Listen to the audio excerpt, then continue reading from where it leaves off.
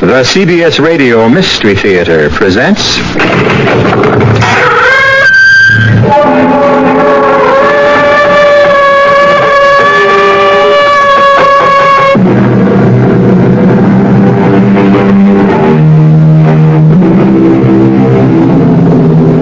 Come in. Welcome. I'm E.G. Marshall. Welcome to the world of terrifying imagination. Once upon a time, there was a poor and common man named Matthew Mall, who owned a couple of acres that were desired by a rich and titled man named Colonel Pinchian, who wished to build a house on the property. Since the colonel could not acquire the land by lawful means, he took others. The year was 1650, and he connived to have Matthew Mall declared a wizard, condemned to die on the scaffold, which is where our story begins.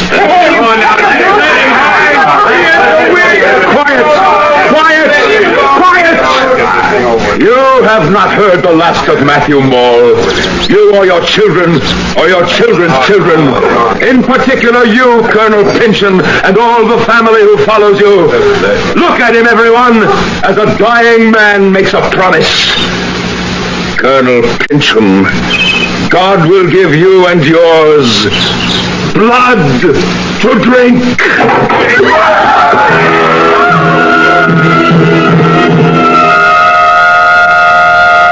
This is the story of my long revenge, which began with the moment my adversary first entered his new-built house, with his portrait locked into the paneling above his desk chair.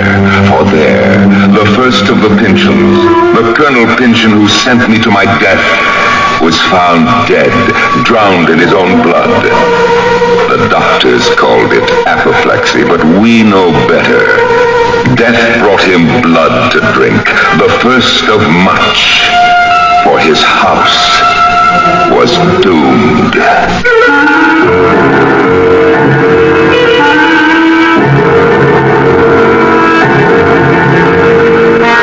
Our mystery drama, The House of the Seven Gables, was especially adapted from the Nathaniel Hawthorne classic for the Mystery Theater by Ian Martin and stars Norman Rose. It is sponsored in part by Sign-Off, the Sinus Medicines, and Anheuser-Busch Incorporated, Brewers of Budweiser. I'll be back shortly with Act One.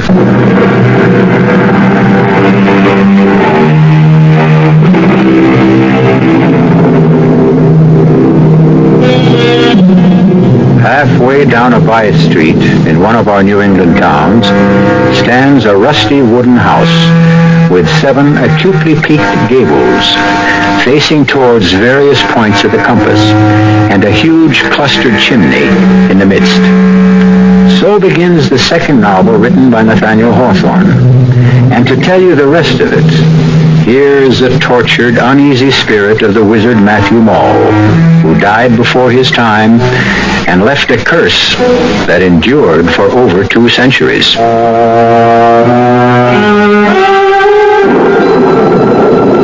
38 years in my grave, and yet I rise from it as casually as an ordinary man from his bed. I am seen as easily at noon as I am by the witching hour. I am an extraordinarily pestilent ghost, and I have left an estate which will mangle and torture and destroy at last the whole clan of Pinchians. Shall we take a case in point? Yes? Well, what is it? You sent for me, Mr. Pinchian. The name is Matthew Mall, son of him who built this house for your grandfather, grandson of the rightful proprietor of your soil. Oh, the ancient dispute. That matter has been settled by competent legal authorities. In favor of the family Pinchian. Self-evidently. I am in residence and you are not. Then stay here and rot. A moment, Mr. Mall. Will you attend me in the living room? At your request. To what purpose? Well, perhaps to our mutual interest. There's a legend that my family, that, to be precise, the same Colonel Pynchon who looks down on us from above the living room fireplace here, had a deed to certain vast real estate holdings from an Indian grant. Holdings of incalculable value. I've heard the story. Are you also aware that in the settlement of the estate, no deed was found to lay claim to them? Oh, yes. But his claim was on the verge of settlement when my grandfather died suddenly. In answer to my grandfather's curse. Of apoplexy. Which is, in non-medical terms, not far from literally drinking one's own blood. I did not bid you here to renew old quarrels, simply to make you a proposition. Very well, I'm listening. There's a rumor that whatever quarrel lay between our ancestors, yours was the one made the best bargain in the long run. By being hanged? However he died, he was only a step or two ahead of the Colonel. For while the Colonel won out in buying and owning the land Seven Gables stands on, he lost a kingdom when the deed to half the state of Massachusetts was lost. Or hidden. Mr. Pynchon, what is your proposition? Your father was the architect of this house. He might have secreted the papers somewhere or built some hidden chamber for them, which my ancestor, Colonel Pynchon, died too suddenly to reveal. I would be willing to pay well for information leading to them. I cannot believe the Colonel would have concealed something that was not his to hide. But there might be a chance for you to recover those papers. How? I'll make a contract with you. This house and the property. For the papers, if I can locate them. No, damn me, if I'll permit it. Did you say something, sir? No. Why? I could have sworn I heard a voice. I'll meet your bargain if you can find the Indian grant. I'll need some help. I don't know where the papers are, or if they exist. I do know that to locate them, I need the help of a medium. I don't understand. You have a young daughter named Alice. Bring her here. From outside the oriel window, poured with frost against the roaring fire within, I watched my grandson toy with this Pynchon, whose only desire was to flee the dread house and live abroad. And by virtue of my right as a man taken before his time, I kept invading Matthew's mind and making it mine as far as I desired. My daughter, Alice, may I present Mr. Matthew Moore? My pleasure, Mr. Moore. Will you be seated? Father? Do as he asks. Very well. Now, I ask you to fix your eyes on mine.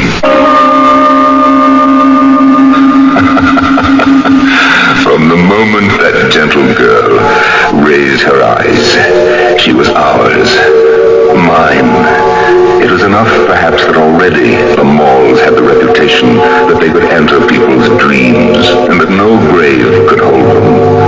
By now, there was a further belief that they could mesmerize the unwary. There is your daughter, Mr. Pynchon. Speak to her. Alice! Alice, answer me! Oh, softly, softly, Mr. Pynchon. Is it my crime you have sold your daughter for the hope of getting back a sheet of yellow parchment? What would you do with her? Why, only as you asked. Use her as a medium to try to make you rich. How? You'll see. Unless you wish to call our barter deal off. No! But proceed in God's name. Very well. Listen to me, Alice Pynchon. Listen with your mind. Cast off your body. Think. think back away through the years, but cling to me. Let him who holds the secret of the Indian land deeds come forth peaceably and without delay. Call him. I know not who he is. Then ask. Colonel Pynchon? Great-grandfather? Can you hear me? Can you hear me? Call on my grandfather, whom your great-grandfather hanged. Matthew Moore? Matthew Moore? Are you there? Speak. I hear you in the grave, Miss Pynchon. Oh, what rare sport to watch your father Gervais shivering in mortal dread, and you, my fine lady, no more responsible for your actions than a puppet. And my grandson, speaking words and using powers only I could confer on him. But the secret I am not yet ready to divulge.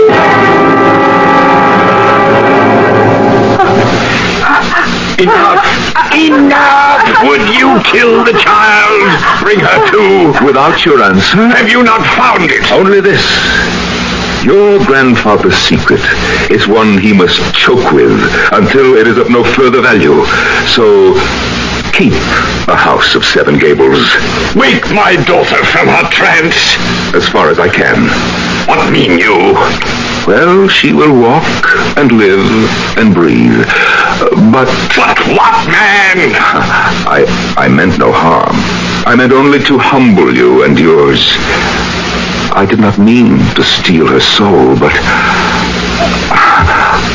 I'm afraid that is lost.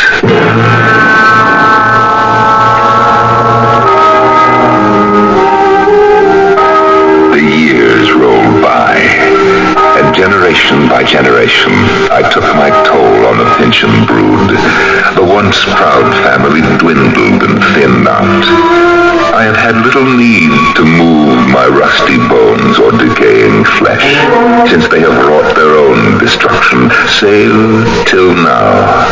But in this century, I must arise again. Cousin Hepzibah. Geoffrey Pynchon, what brings you to 7 Gables? Why, I take it since you have opened a 1-cent store, it is open to any member of the public? Not to you. Never to you. Judge. Judge not, that ye shall be judged. Well, surely after all these years, and in respect of what I've just arranged for Clifford... You are not welcome in this house. Not even in a public shop, Hepzibah Pynchon. The shop is a necessity, now more than ever. Because of Clifford's return? Oh, surely you know if you're in need you can call on me. Or bring your brother and yourself to live on my estate. Oh, you know I will take no charity from you, now or ever. How dare you offer it after what you've done to Clifford? I? Yes, you hate him. For what reason, I know not, but hate him you do. You do me wrong, sweet cousin. But I am a forbearing man. I bear what crosses God sends me to bear. I will not trouble you more now, but wait for Clifford's return.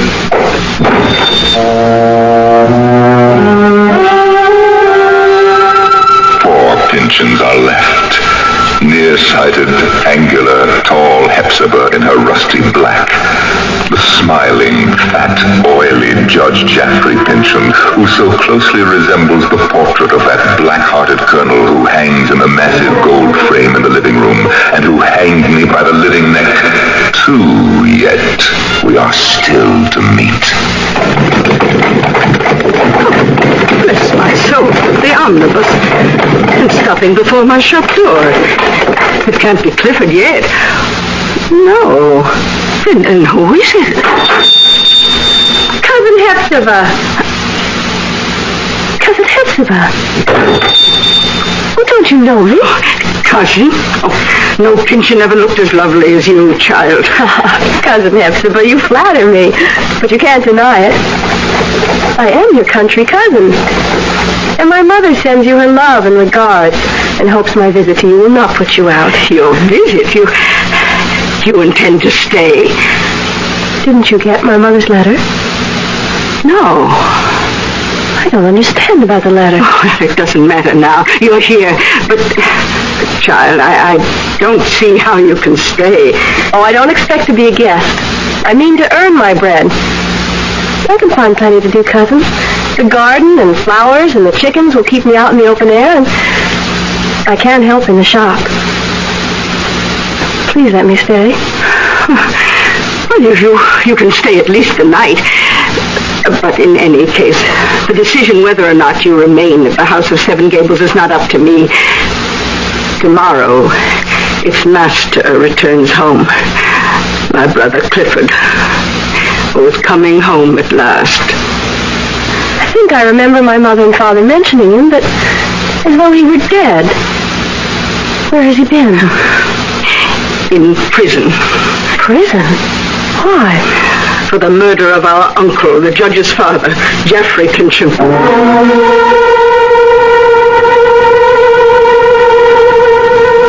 One other young and unsuspecting girl, Alice Pynchon, came to grief under the shadowed gables of this brooding old house. Is another to share the same fate? We'll find out when I return shortly with Act 2.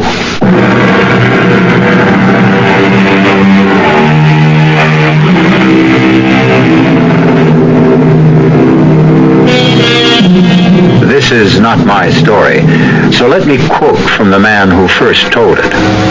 The mysterious Clifford is about to return, and here is how he is foreshadowed in conversation between Miss Hepzibah Pynchon and the newly arrived Phoebe.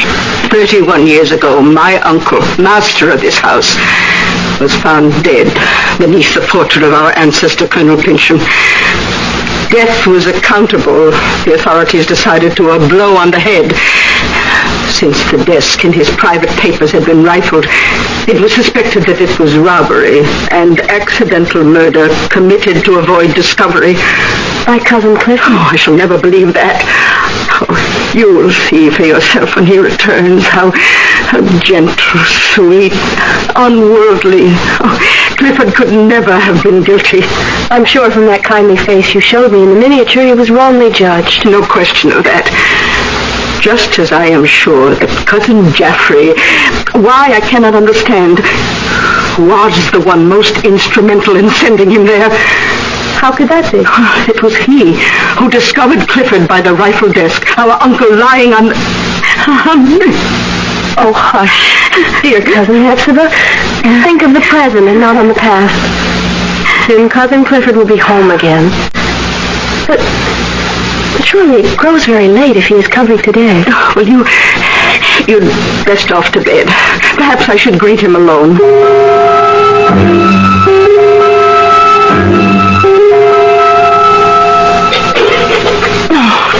Oh, dear, how shall I manage? May I help, Cousin Hepzibah? I'm old thumbs when it comes to cookery. You see, I've lost whatever art I had all these years alone. And I wanted Clifford's first breakfast to be so tasty. You have a fire going bright enough to chase the morning dusk. Since the oven is hot, would you like me to bake an Indian cake? Oh, it was Clifford's favorite all those years ago. Well, then bake it I shall. What else can I do? Oh, the coffee. Real mocha, if you would grind it. We'll make a breakfast fit for a king. A tired, sad king, worn out by exile. Is he not well? You shall see for yourself soon enough, dear Phoebe. Oh, hush, he's coming. Oh, let him see you first, Phoebe. He likes bright faces, and mine is old, set in a scowl. Clifford, dear, let me help you. The weakness is locked inside Hepzibah. Nothing you or anyone can help. But we are not alone. No, he is Phoebe. Phoebe, Arthur's only child.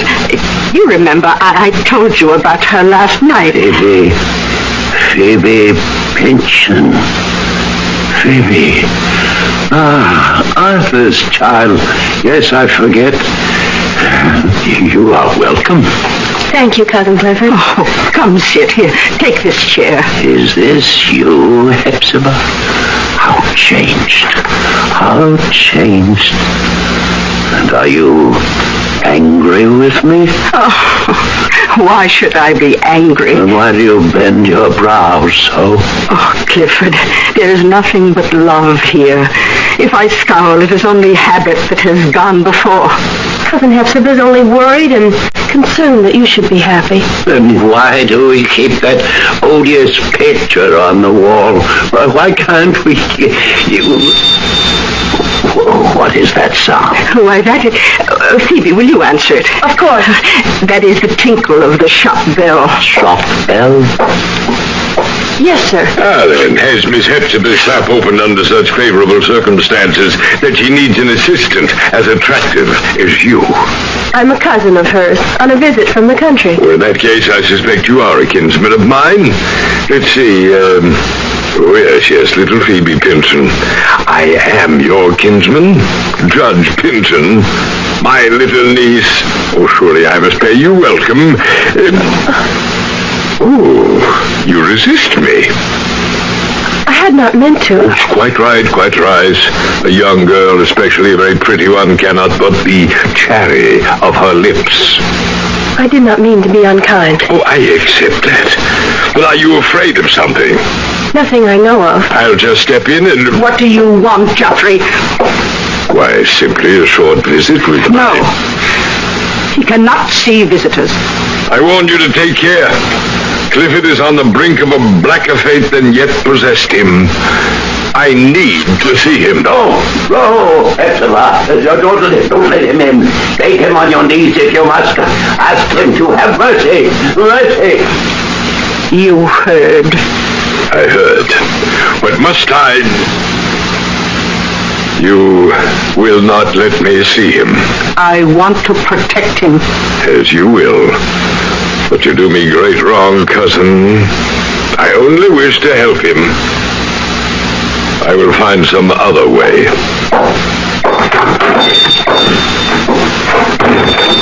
He seems kind. Is his offer of help so wicked?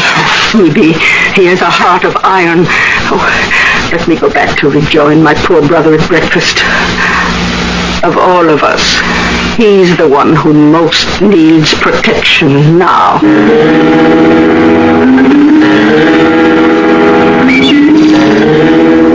Don't do it, lady. What? Drink from that. Or even wash your face. I was only looking at my reflection in it. May I ask who you are, sir? Oh, forgive me. Miss Pynchon has not mentioned me. Mr. Holgrave, the boarder. The same, at your service. And you must be Miss Phoebe. Which gable is yours? Oh, my window is the one... Perhaps it is more seemly to ask the question of you, sir. By all means. I can't mind the seventh, since it is by all odds the most remote and separate. See, up yonder, beyond the eaves. You live there all alone? A question hard to answer, Miss Phoebe. Why? In the house of the Seven Gables, is anyone truly alone? It's hard to tell whether the rats outnumber the ghosts, or vice versa. Then why pick it as a lodging by free will? If you must know, I can afford little, and the rent suits my purse. The house also suits my profession. Your profession? I'm a maker of daguerreotypes. How fascinating. Can you really point a machine at someone and make a likeness of them? I can. You doubt it? Why, it sounds like a kind of magic to me. Technically, in its way. But the result is a quite faithful reproduction of the subject. For example, this. Oh, you created this? I recreated this, shall we say. It is a likeness. Never mind the likeness. Miss Phoebe, look deeper. What kind of man is this?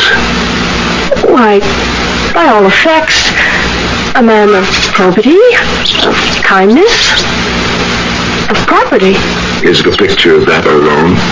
Or can one look deeper? Not knowing the subject, I don't see how. Look at that eye. In the midst of a sunny countenance, speaking of an open heart. And yet, observe carefully the cast in the eye, the line of jaw, the subtle twist of mouth. Here is the man, the true man, sly, subtle, imperious, hard, and withal as cold as ice. Do you recognize him now? Judge Pynchon. Still, there's some other resemblance. The daguerreotype is of the living judge. The resemblance is quite marked. Give or take the style of whisker, the fashion of cloth, the bloat of jowl, it could be the original Colonel Pynchon who choked on his own blood. Why have you this picture? For the same reason, I wish to have all the Pynchon clan. Miss Phoebe, will you sit for me sometime? All right. In any history, one must balance the good against the bad. Who are you? A recorder of history by choice. Miss Hepzibah's lodger by chance. Will you sit for my portrait of you? To what end? That is beyond my power to say at this moment. Only that I can promise you, you are safe from any harm. And what do I get out of it? Well, first, what you put into it. Second, a record of your beauty. And third... And third? No less than your future. One way or another. Then how can I refuse? My object was to make sure, as best I could, that you shouldn't. Once I was resting more secure in my rotting grave. The urge to wander grasped me less. The Pynchon dynasty was a sorry lot at best, save one. And a new dynamic force was guiding my course to its resolution. It was time to start to pull my winding sheet more closely about me and begin to leave the future to itself. But not yet. The curse was not yet played out.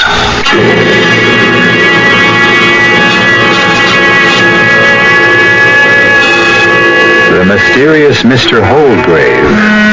Who is he? What threat does he pose to Phoebe?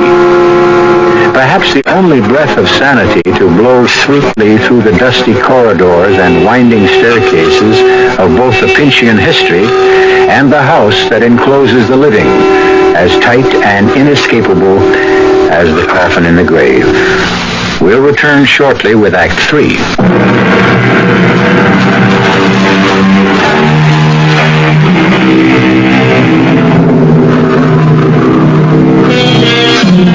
For 2 centuries, the curse of the hanged wizard Matthew Mall has hung like a cloud over the house of the Seven Gables. The dark, deteriorating, rat-infested, and ghost-ridden house has outlived its time. Only the family to which it belongs hangs on to some distant remnant of the past. There, Cousin Clifford. Safe in your little eyrie and retreat. I trust you, Phoebe, to find me this spot in my private gable. While from here I can see all the world. The bustle of our little town, certainly. How free I feel after all those years. I have the wildest impulse. What, Cousin Clifford? Are you too young, perhaps, to remember when we blew soap bubbles? A glass of soapy water. And a clay pipe. The pipe I still have. Well, the soapy water I can provide. But the lost years, where can they be found again?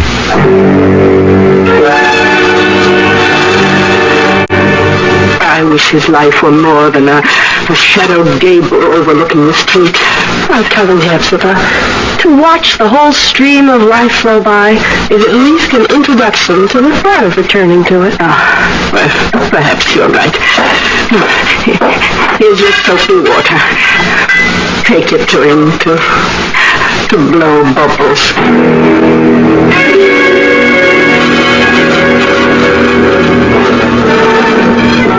my window on the world, Phoebe.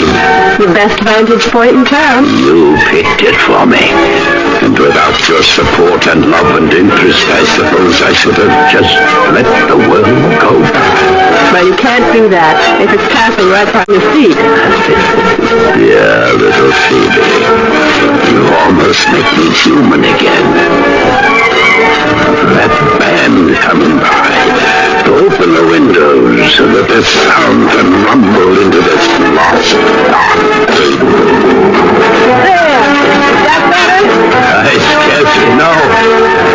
I get infected with strange madness. Like when I blew the soap bubbles in one burst on Jeffrey's head. Perhaps I should never get too close to life. What do you mean? You know the feeling when you're on a height. It is exciting, exhilarating, until you look down. Then there is this wild compulsion to throw yourself, to dash yourself to the ground. But Cousin Clifford, everyone feels it. See that everyone doesn't do it. Christmas! Save me. No! No, stop! Let me go. No! I can't help myself. But I can! Cousin Ephrata! Cousin Ephrata! You can't stop me. Nothing can stop Oh, help! Help! Stop him, please! Please stop him!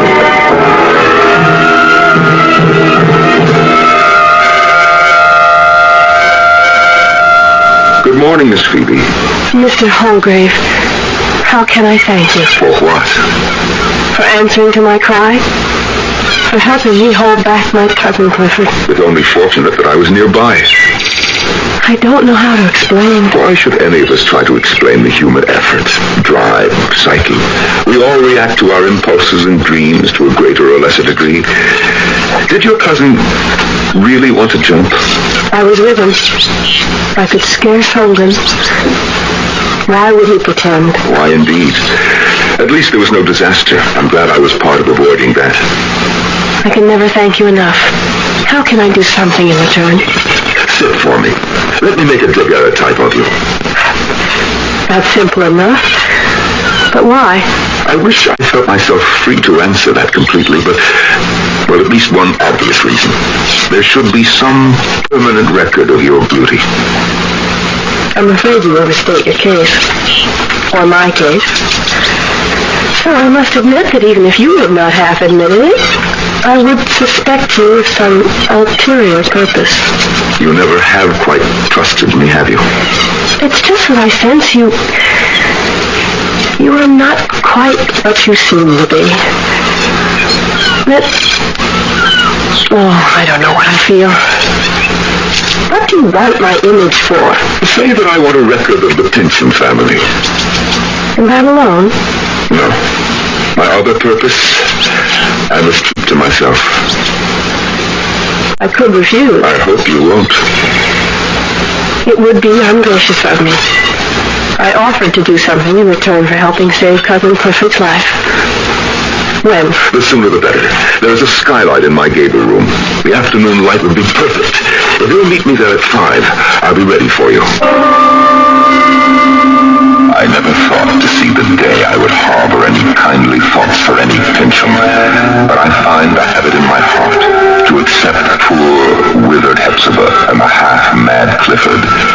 And as for Phoebe, well, she shall have an unseen protector observing from beyond the skylight window. There now, Miss Phoebe, we're ready to begin. Should we not have the door open and the windows unshuttered? No. I want no other light source than what strikes across my shoulder to you from above. And we must catch it now. All right, are you ready? What must I do? Now lift your eyes to mine, above the lens. So, now, relax. Think of something soothing. Blue sky. The ripples on a sunlit pond. Oh, yes. Yes, that's lovely. Don't try to smile. Just stay in repose. When I expose the plate, you must not move for 20 to 30 seconds. Now, take a deep, slow breath and hold it. Now,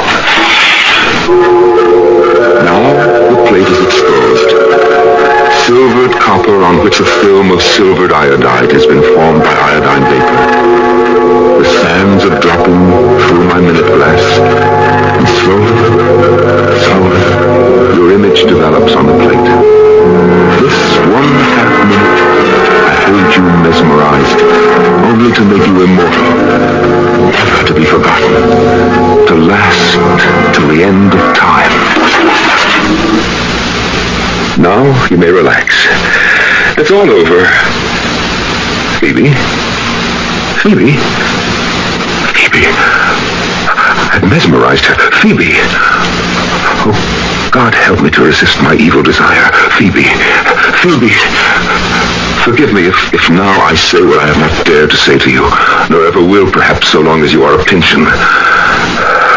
Phoebe, I love you.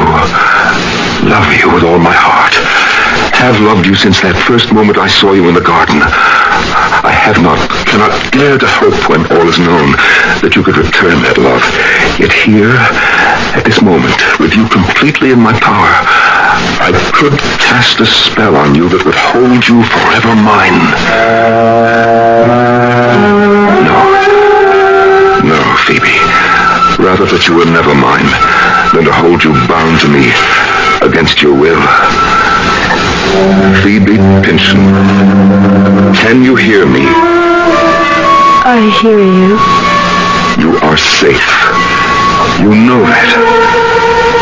Safe. You will have no memory of the trance you are in now.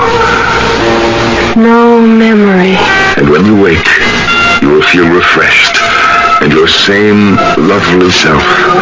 You promise me? I promise. Then, when I snap my fingers, wake. Is my portrait all finished? Yes, Phoebe. May I see it? Oh, no. I have much to do before that. This one, I want to color. I would not have you see it in black and white. Oh, then I shall have to wait to look at it till I return. Return? I must go home to visit my mother and father, and bring back the rest of my clothes. You intend to stay on at 7 Gables, then? Cousin Clifford needs me, and Cousin Hepzibah. I think it is my duty. To wither and dry up like them? Before God, I pray you find some better fate.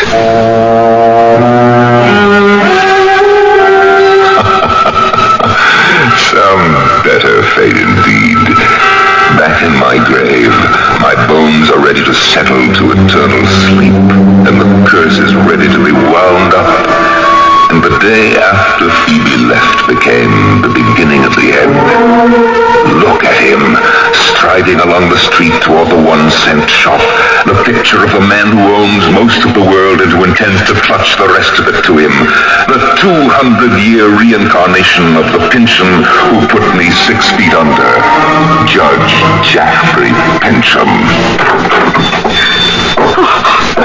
Judge Pynchon. Yes, Cousin Hepzibah, the same. What do you want? Well, what else, cousin, but to have done with all this? I want to see Clifford. No. It is my purpose to do so before I leave this house. Haven't you done enough to him? 30 years ago, our uncle died. His immense fortune was left to me, save for your life interest in this property and the house of the 7 Gables. To Clifford, not to me. Some months before our mutual uncle's death, Clifford boasted to me that he knew the secret of incalculable wealth. I believe that at this moment, if Clifford retain his wits and, if he chooses, he can tell me where the riches can be found if he chooses. And if he can't, or doesn't? Back to the dungeon. I'll await your bringing him in here in the old colonel's chair. It should in any case have been mine, by right. I wish you ill of it, but I shall go find Clifford. So come the years full circle. Revenge is as dusty in my mouth as these old bones which mouldering cry for eternal rest. Only one more remains who deserves his fate, the same one that overwhelmed his liverish ancestor, who still pouts like a peacock in the frame of the portrait behind the judge's head. God give him blood to drink.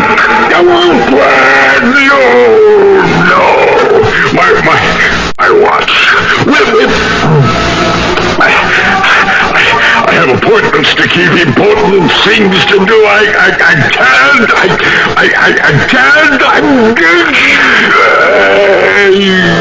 Drink deep and die, and dies the curse with you.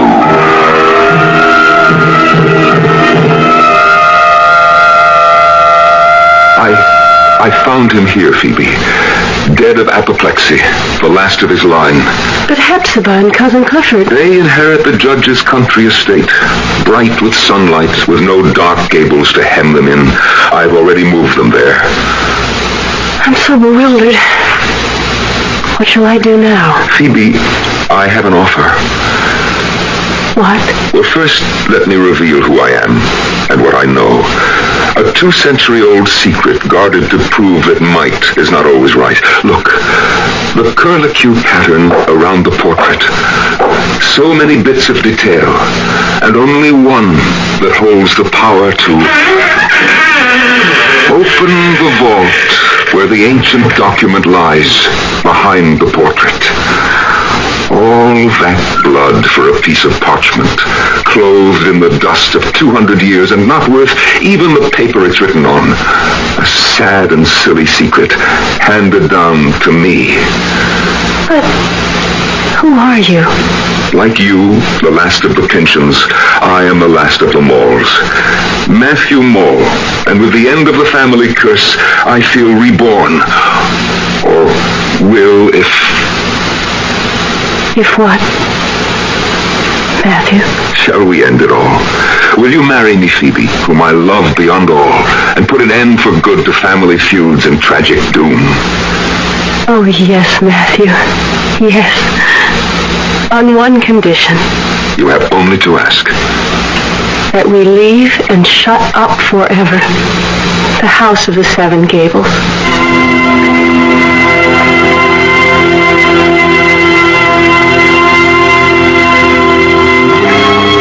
For several years, the house still stood.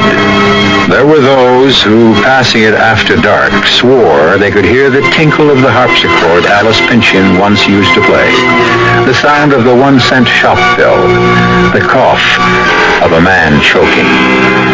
But in a very few years, this had little of flesh or blood left in it, like all legends about haunted houses. This one's only special claim to fame was that it had, if you counted them, 7 gables. I'll be back shortly.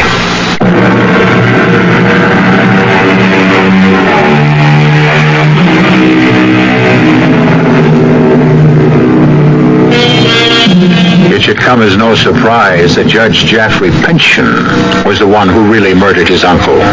To have made gentle Clifford the scapegoat was reason enough for Matthew Maul to reach that powerful hand once more from the grave and exact what so seldom happens to the villains of this world: due retribution.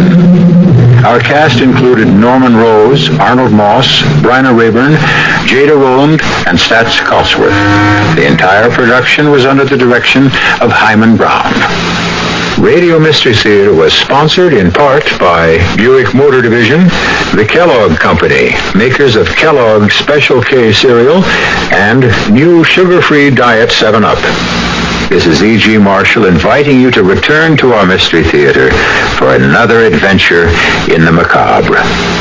Until next time, pleasant dreams.